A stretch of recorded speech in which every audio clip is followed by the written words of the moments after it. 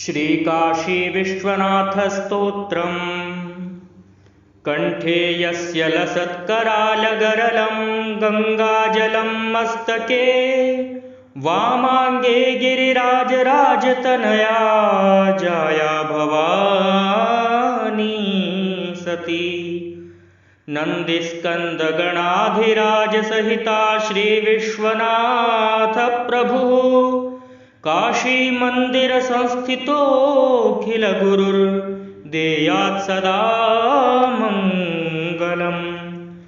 यो देवैरसुरैर्मुनीन्द्रतनयैर्गन्धर्वयक्षोरगैर्नागैर्भूतलवासिभिर्द्विजवरैः संसेवितः सिद्धये। या गङ्गोत्तरवाहिनी परिसरे तीर्थैरसङ्ख्यैर्वृता सा काशी त्रिपुरारिराजनगरी देयात् सदा मङ्गलम्। तीर्थानां प्रवरा मनोरथकरी संसारपारापरा नन्दानन्दिगणेश्वरैरुपहिता देवैरशेषैः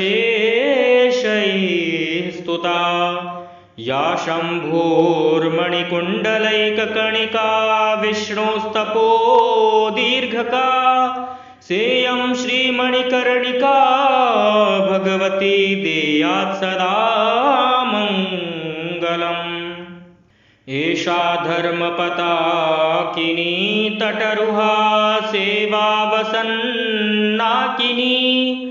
पश्यन्पातकिनी भगीरथतपः साफल्यदेवाकिनी प्रेमारूढपताकिनी गिरिसुता साकेकरा स्वाकिनी काश्यामुत्तरवाहिनी सुरनदी देयात् सदा मङ्गलम्।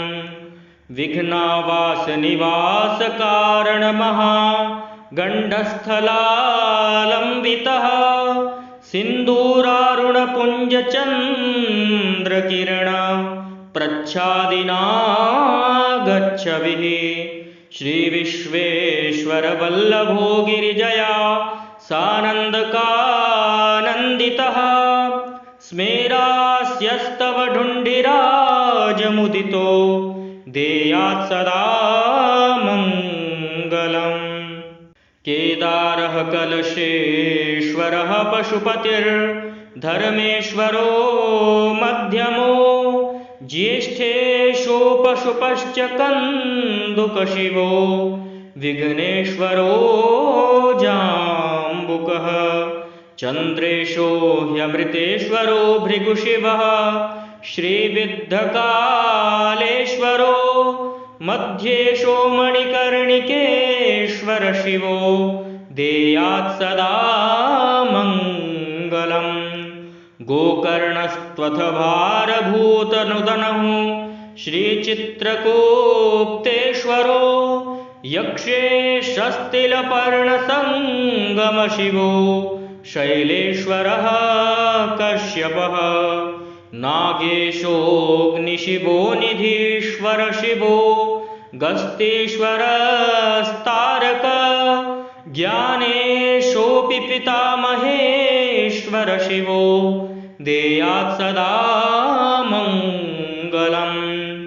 ब्रह्माण्डं सकलं मनोषितरसैरत्नैः पयोभिर्हरं खेलैः पूरयते कुटुम्बनिलयान् शम्भोर्विलासप्रदा नानादिव्यलता विभूषितवपुः काशीपुराधीश्वरी श्रीविश्वेश्वरसुन्दरी भगवती देयात् सदा मङ्गलम्। या देवी महिषासुरप्रमथनी या चण्डमुण्डापहा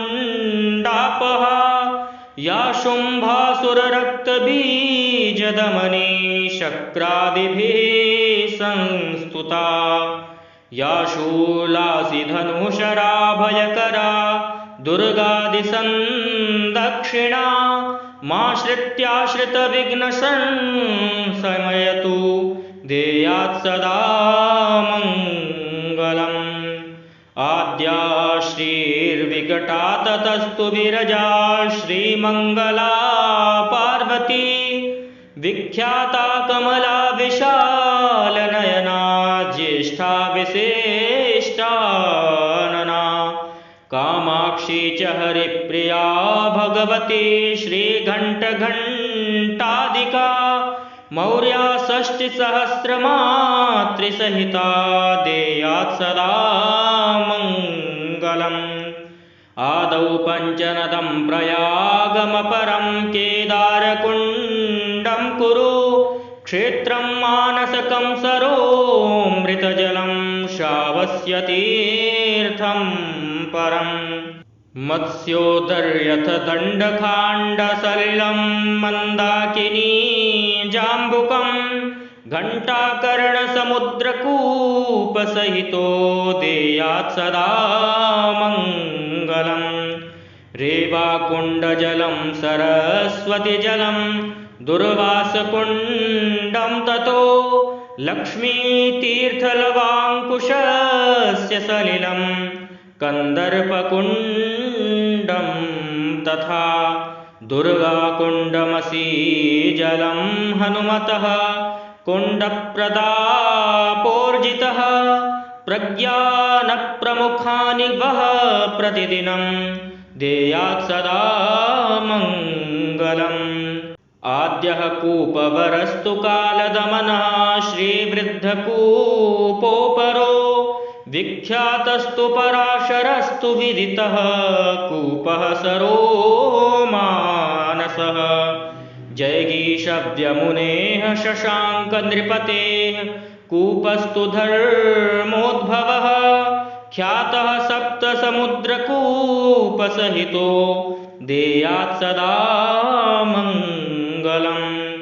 लक्ष्मीनायकबिन्दुमाधवहरिर्लक्ष्मीनृसिंहस्ततो गोविन्दस्त्वथ गोपिका प्रियतमः श्रीनारदः केशवः। गङ्गाकेशववामनाख्यतदनुश्वेतो हरिः केशवः प्रह्लादादिसमस्तकेशवगणो देयात् सदा मङ्गलम्।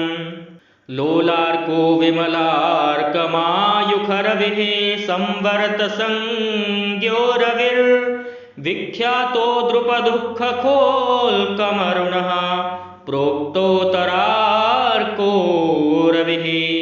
गङ्गार्कस्त्वथ वृद्धवृद्धिविबुधा काशीपुरी संस्थिताः सूर्या द्वादश संज्ञकाः प्रतिदिनं देयात् सदा मङ्गलम्।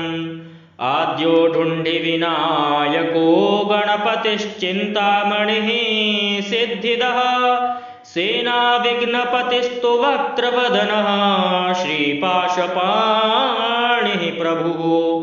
आशापक्षविनायकाप्रशकरो मोदादिकः षड्गुणो लोलार्कादिविनायकाः प्रतिदिनं देयात् सदा मङ्गलम्। हेरम्बोनलकूबरो गणपतिः श्रीभीमचण्डीगणो विख्यातो मणिकर्णिका गणपतिः श्रीसिद्धिदो विघ्नपः। मुण्डश्चण्डमुखश्च कष्टहरणः श्रीदण्डः स्तोगणः श्रीदुर्गाख्यगणाधिपः प्रतिदिनं देयात् सदा मङ्गलम्। आद्यो भैरवभीषणस्तदपरः श्रीकालराजः क्रमात् श्रीसंहारकभैरवस्त्वथरुरुञ्चोन्मत्तको भैरवः। क्रोधश्चण्डकपालभैरववरः श्रीभूतनाथादयो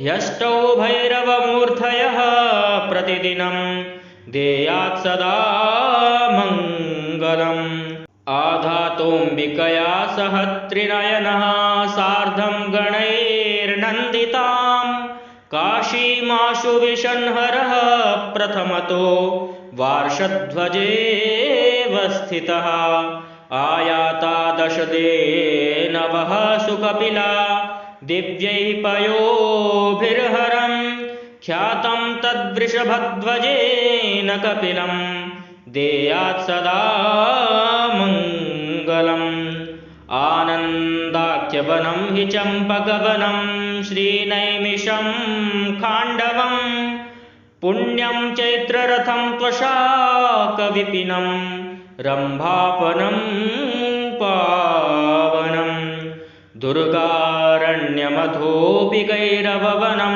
वृन्दावनं पावनं विख्यातानि वनानि वः प्रतिदिनं देयात् सदा मङ्गलम् अलिकुलदलनीलः कालदंष्ट्राकरालः सजलजलदनीलो व्यालयज्ञोपवीतः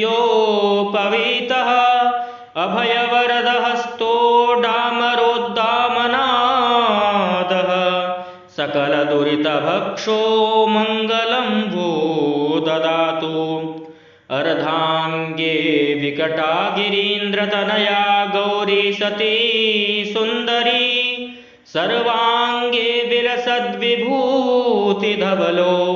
कालो विशाले क्षणः वीरेशः सह नन्दिभृङ्गिसहितः श्रीविश्वनाथः प्रभुः काशीमन्दिरसंस्थितोऽखिलगुरुर्देयात् सदा मङ्गलम् यः प्रातः प्रयतः प्रसन्नमनसा प्रेमप्रमोदाकुलः ख्यातं तत्र विशिष्टपादभुवनेशेन्द्रादिभिर्यत्सुतम् प्रातः प्राङ्मुखमासनोत्तमगतो ब्रूयात् शृणोत्यादराट् काशीवासमुखान्यवाप्य सततं प्रीते शिवे धूर्जटी प्रीते शिवे धूर्जटी प्रीते शिवे धूर्जटी इति श्रीमच्छङ्कराचार्यविरचितं काशीविश्वनाथस्तोत्रं सम्पूर्णम्।